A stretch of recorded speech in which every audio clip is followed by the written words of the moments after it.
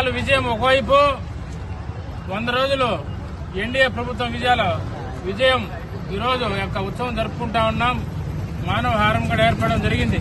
అయితే రాష్ట్రంలో గత ప్రభుత్వం అవినీతి అరాచక పాలనకు నిలువుటద్దం వెంకటేశ్వర స్వామిని వదిలిపెట్టలేదు వాళ్ళు. ఎందుకంటే కలియుగ దైవం వెంకటేశ్వర స్వామి.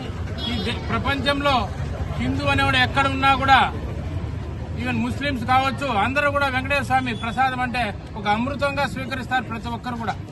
ఈ మధ్య సోషల్ మీడియాలో చూసాం, ఒక ముస్లిం ఆ యొక్క లడ్డు గురించి, హిందువుల యొక్క విశ్వాసాల గురించి ప్రతి ఒక్కరు గౌరవించాలా, అలాంటి దేశం ఇది అని చెప్తా ఉంటే, మరి గత ప్రభుత్వం ఆ లడ్డులో మరి ఏంటో మరి ఏంటి చేప నూనె అంట, ఆవుల యొక్క ఇది కలపడం అనేది ఎంతవరకు సమంజసం? అంటే విశ్వాసం లేని వాళ్లకు మరి యొక్క తిరుమలలో అధికారం కట్టబెట్టడం జరిగింది. ఈవో కావచ్చు, చైర్మన్లు కావచ్చు, వీళ్ళంతా నాస్తికులు.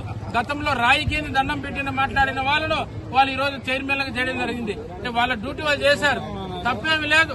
వాళ్ళ అధిష్టానంలో ఆ యొక్క బాధ్యతలు అప్పచెప్పిన జగన్మోహన్ రెడ్డి గారి తప్పు కానీ ఈవోది, చైర్మన్లది కాదు. ఎందుకంటే వీళ్ళంతా నాస్తికులను తెలిసి కూడా గతంలో విమర్శించిన వాళ్ళను మరి అటువంటి ఉన్నత స్థితిలో హిందువులు ప్రపంచంలోని హిందువులందరూ కూడా ఆరాధించే దైవం.